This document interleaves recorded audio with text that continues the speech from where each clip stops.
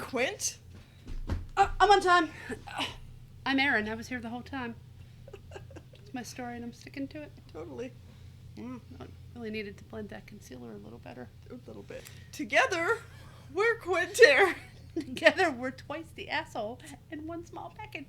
Or large package, as the case may be. Yeah. So, yeah, to not get the reflection, I have to keep my head down. But if I do that, the double chin returns. You can take your glasses off. Oh, fine, I'll be blind. Oh, I look so much better. Today's topic is women writing men.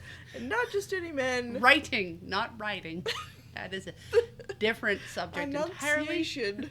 Although, I mean, we do have the perfect background for writing. Alpha, testosterone riddled, straight up the middle, manly men. Oh, what is classically being called as toxic masculinity men now. But they're so much fun. They are.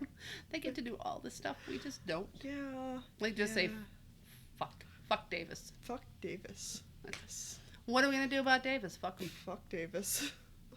That is not. Yeah. It's not how Emery would handle the situation. He'd be like, well, hang on. Or Sam. Let me get his social security number, his DNA type, his bank account information, and I'll ruin him from the inside out. And Cruiser's like, just fuck him. Yeah. So what we're referencing is going through chapter 2 of Troubled Waters. Our buddy Jason helped edit a little bit for us. A lot. Shout out again to Jason. He's also doing his own series in his own book, and it's going to be really cool. And we will one day link it on here when we're not idiots. Yes. So, okay, so never is what you're saying. I know we might have to edit this. So, you see my face at the point where Jason agrees to allow us to be associated with his work, just a little more serious than ours, we'll link it. Before then, we're just idiots. I think that's pretty much going to be a lifetime. However, we were talking with Jason about scene 2, and we were going over the favorite points that he had, the points where he really enjoyed specific things, because that's always good to know. It's always nice to know that what is going on in our heads manages to get translated down into paper and come off the page correctly. There's a lot of hand waving. We might have to for switch the reader. sides. You insisted on this. I did. Mistakes were made. Regrets were had. Concussions were gotten. Again. Oh, concussion Cruiser. Yeah. So one of his favorite points was some dialogue that we changed. We had to change it around a little bit to get rid of some inconsistencies from previous edits. And we were changing some of Cruiser's dialogue when it comes to one of the bad guys, where Sam is like, hey, Davis is a problem. And Cruiser's answer is very simple. It's fuck Davis. And Sam's like, well, yeah, but still the problem remains. Yes. And then she goes on to point out, valid point, that, Davis didn't do this alone. And he's higher up in the security office, and there are cameras everywhere, so our escape route is going to be problematic. And Cruiser's like, don't ask questions! No, he's not. Yeah, he did. He was like, that was later. No, it's right there. Cruiser was like, she's like, he's not working alone. Cruiser's like, neither am I. It's just that simple. And that was the beautiful thing about it, is it cuts through all of the bullshit. It cuts through all of the thinking, the reasoning. It's just very black and white. That is the difference a lot between men and women, is like we talk, we consider how you're coming off, we're coming off, how, like, whose feelings are going to be hurt, all this reasoning and thinking until you get to the right answer. And men don't deal with that. No. We talk shit to death. They don't care about your feelings. It's very, very masculine, very physical, very grr. They shove into each other. They growl, they fart, they stink, they smell really bad. And they smell bad. Yeah, they really do. Well, and we are speaking in very gross generalizations. Please don't send us hate mail, or send me hate mail. I don't give a fuck. But you know what? What any mail means? Somebody's watching. Not happening. I will totally capitalize on offending every guy out there. Well, and it's not, it's a generalization, but It's men a, and women do tend it's a to communicate stereotype. differently. Yeah. And stereotypes are sometimes loosely based in reality, but in this case, uh, having worked with, having lived with 5 men, they definitely have a different way of communicating and a different way of acting. And Yes. having them in your house is like literally having a house full of drunken rodeo clowns that just run around, and like puppies, you open the door and they just jump on top of each other and they roll around and they bite and they fart and they hit each other and then they laugh like, haha, that was funny. And you're like, You could have hit your head there, and you could have poked his eye out there. and now And your did you jeans not are see torn, Grandma's vase? And yet now we have to go shopping, which you don't even like doing. covered in dirt, Yeah. and just tromp back in the house and eat the peanut butter from the jar and tell fart jokes. And Yeah. I've known girls Yes. like that, but mostly it is, in my own personal experience, a very, very guy thing to do, and I don't really ever see them having serious, in-depth conversations with words and descriptors like women do. Yes, let's dissect exactly what happened here and And like talk to about talk our about your feelings. feelings. Yeah. That's No, it doesn't happen. It doesn't happen for guys. And we have a cast of 5 guys. specifically our guys, because our Yes. guys are very much in that alpha role thing, that's very much military action minded, have to make quick decisions and Speak live through with them. physical punches. Yeah. Oh, yeah. Well, why talk when we can punch? Why talk when we can communicate through head injuries? Yeah. Sounds great. Give them Yeah. a punch in the stomach. Yeah. Problem Like, solved. It's a conversation that they completely understand. And they can have that type of fight and still be friends and get up and be like, yeah, okay, Yeah, I no deserve hard that. feelings. And off they go. Yes. Girls Yes, would be like, solved everything. no, I remember this and I'm going to remember it for the next 20 years. And when you least expect it, you will be paying. Yes. With blood. Mm-hmm. Probably your bank accounts, You, all of your security, your pets, emotional blood houseplants, everything dies. gone. 20 years While because you you know watch. what? You made me break a nail. You wore the over same that- dress as and me. then you laughed. Mm-hmm. And when we talked about it, you really didn't Unacceptable. care. I didn't sense that you really cared. It wasn't genuine when you said, "I'm sorry, we totally should have talked." Yeah, I You're know. like, I didn't really want to talk because I make this look good, Mhm. and you don't. Because we all know you're just 'Cause super that's jealous about may that not time in been 8th what grade. you said, but that's totally what I heard. And now, off with your head. And in general, when writing with 20 years. our guys, they pretty much say what they mean. There's not, they run their cons and do whatever, but when they say, what are you thinking? And they say nothing, they literally mean nothing. They mean like, no, seriously. Today I set aside to think nothing. Yeah, I That's think better. women express through feelings and emotions, and men take feelings and emotions and make them into punches and farts, and they don't, our guys do not hold the grudges or the anger like our girls do. Well, and I think the other thing about women is we internalize, and everything has meaning, and we're very emotional in general. And guys take things at face value. They don't read into things 3 layers down. It's like, if True. you said you didn't care, then they take it for meaning you didn't care. If a woman says they didn't care, They it cared. is not true. Well, I don't think that's necessarily women are more emotional. I actually think men are more emotional and they're more honest about it. When they're pissed off, they're like, I'm pissed off. And then I throw a punch, I yell.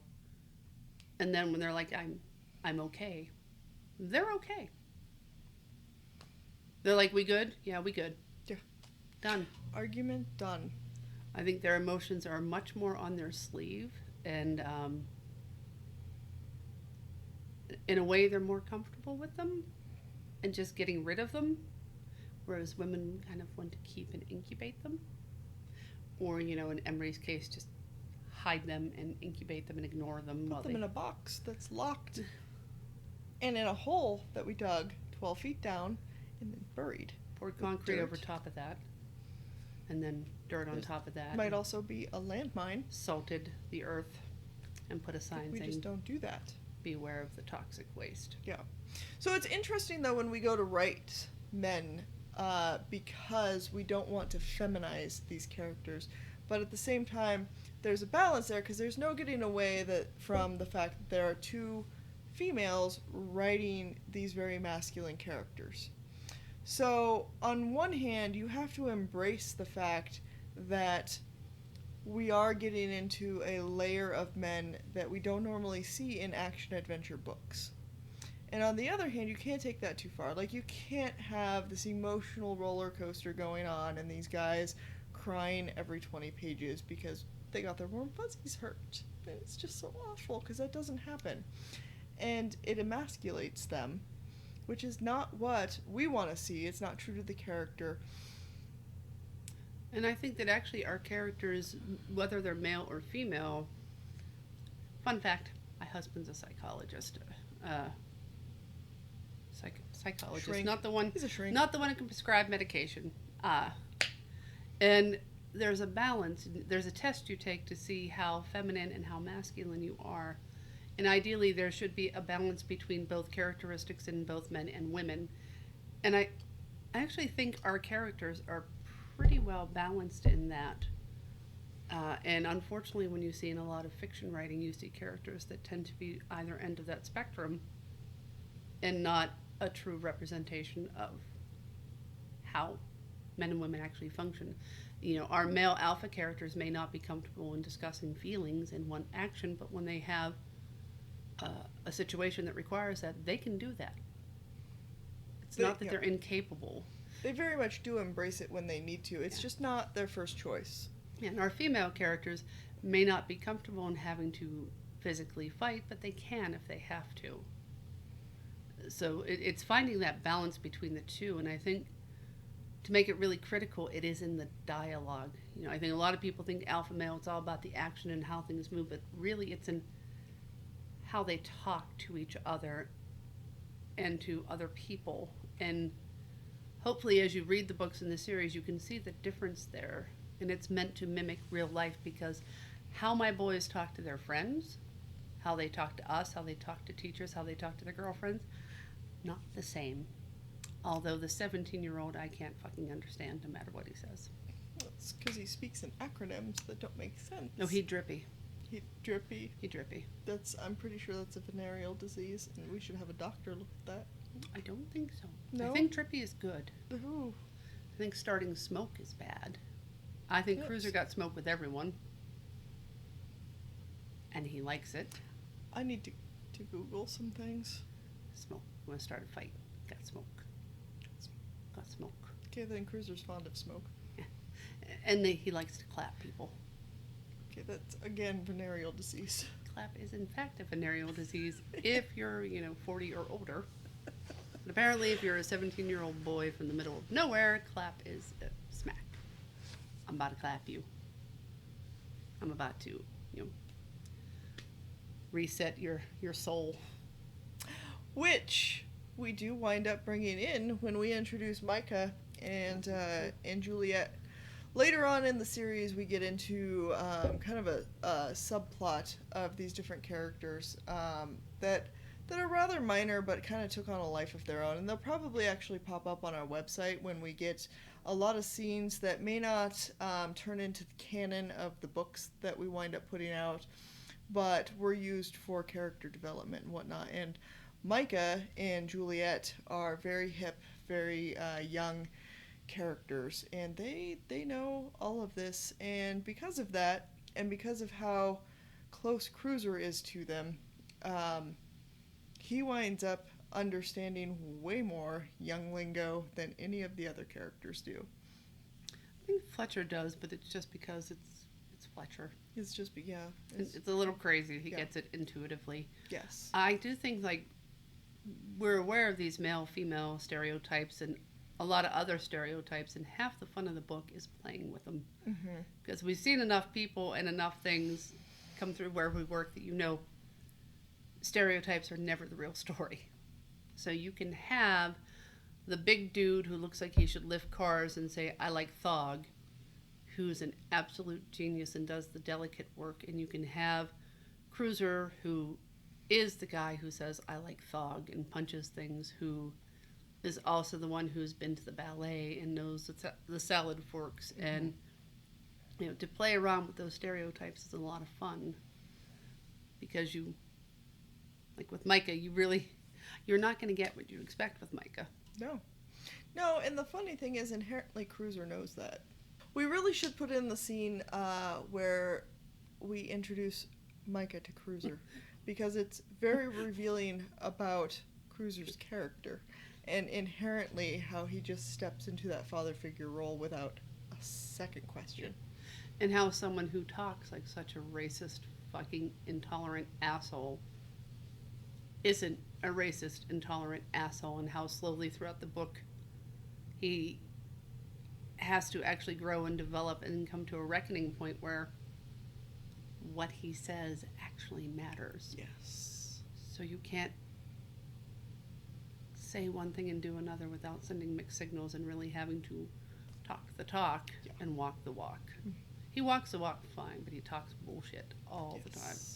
Yes, if Cruiser's mouth is flapping, it's probably a lot of bullshit. And a directly opposite bullshit of Chance. Chance's bullshit is made to make you feel good, so you give them stuff. Yes. Like your bank account is number. A master of saying what you want to hear. Exactly what you want to hear.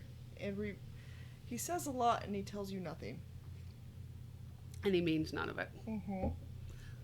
Not true. When it comes to him discussing women, he means it. Mm. And Chance seems like on the surface this horrible serial womanizer, He's playboy. A playboy. He's a womanizer. Like this awful, toxic dude, but really, any woman who's ever been with him, except for maybe Lola, because she's crazy, they've had a really good time, and he genuinely loves. Oh, he loves those women. Loves them. Make sure that they have a good time, everything's enjoyable, and they understand up front. So one time on the nowhere. Offer. Yeah. Can't keep all this. This is like 6 hours of the best time of your life. Yeah. You'll always remember me. And you'll always smile. I will deliver on everything I'm promising here. It's the only time in my life. And then I'm gone. Mm-hmm. And you will always have the memory of us. Yeah. And so will he. Mm-hmm. He will love you all in your own way. And it's not until he catches the worst social disease known to any person, love, that sort of changes. But neither one of them are happy about, though. Chance and Jackie are not happy at all about being in love. They had a very nice agreement about how there were no strings attached. This was fun when it worked out. They were both in town. They both had free time. It was all of the sex in all of the ways, in all of the greatness. It's mostly illegal in some states. True. But no real boundaries. They enjoyed it, they had fun, it was nothing but pleasure, and there was nothing more to it. Yeah, she expected nothing back, which is why he kept coming back. Uh-huh. She's the only woman he's ever slept with twice. Yeah, because she can keep up with him. In fact, she might be a little ahead of him. Oh, she's ahead of him. And she's very happy about that. Yeah, it's not sad at all. She's willing to wait for him to catch up, though. He's willing to learn. Mm-hmm. Very trainable little boy. So cute. We have so much fun with him. Yes, and his ego is massive. It's not the only thing that's massive. His mouth. What were you thinking? Vocabulary? You're all twisted. But that's another stereotype, that the idea that a serial dater is going to be a bad person. He's not. Like, he will tell you up front exactly what's going to happen, and if you believe it and know what you're getting into, you do it. And I think most women are emotionally mature enough to figure that out and have that good time, which is why they're not really sad that he isn't who he said he was. He was like, that part I'm not going to be totally on the up and up about. He was never shady about that. Nope, and this is not about my fake identity. This is about you and I. Possibly a twin. Maybe some implements. Yes. Hot wax, candles. Although after the fire incident, probably not that. Maybe. Yeah, that would require Chance learning his lesson. Ooh, no. Can't Learned the have lesson that. that this could be way more enjoyable if the fire Yes. department didn't show up. I don't know. There might be a hot firefighter. Well, if there is. Firefighter S. A chick. Take the chick. So, tomato, tomato, potato, potato. As long as you appreciate me for how beautiful I am. It's like, and I am gorgeous. Mm, all of the gorgeous. And All of it. none of the crippling self-expectations that I see. Again, a stereotype, but in my personal experience, so many women who are smart, beautiful, driven, talented, successful, have it all in spades, are so insecure and so they never feel like they measure up. They don't feel like they deserve more. They're like, how many women have you met who put on a dress and they're like, God, I look awful in this? How many times have you done that? And then someone's like, you look fantastic, and you can't see it because, you know, however it got there, it's there. And our male characters do not suffer from that. No, and it's fun. And I think we can both attest to the fact that, like, our husbands, no matter what state they have been in the past, they go shopping and they walk out with an outfit that they own, and They're they're like, I look good, pop that color, right? Gotta pop some And tags. there is no confidence problems at all for them. No. I mean, it's starting more now. I think with social media's got a bit to do on that, with bringing out the worst the girls go through and giving it to guys now. Yeah. But Yeah, the body shaming. in my generation, it's definitely more for the women, and it's fun and liberating to write male characters who don't have it, and to write Jackie, who's a woman who doesn't have an ounce of that, and neither does Sam. Sam doesn't either, for very different reasons.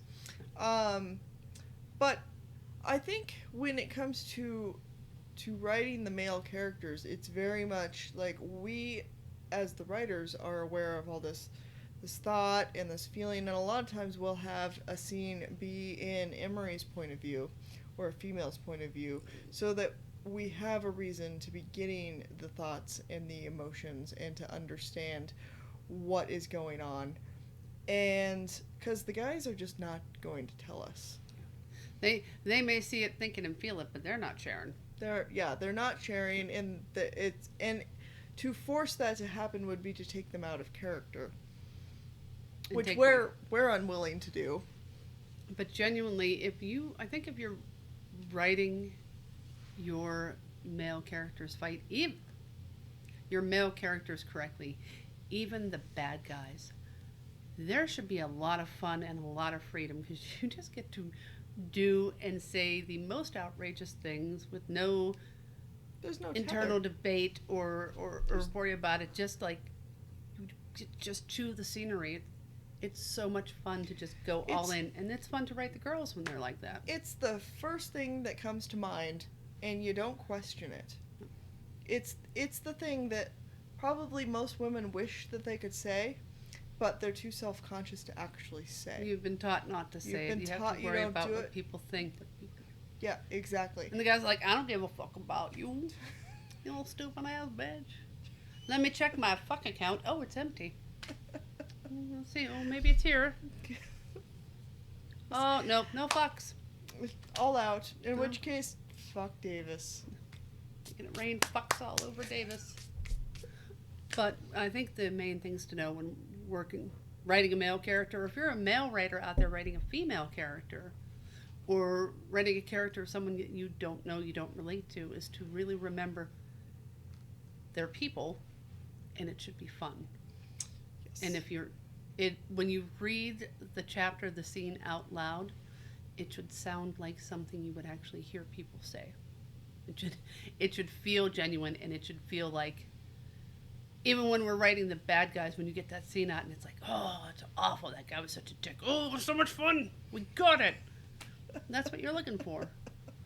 Oh man, some of our bad guy characters. So much fun. Tomo.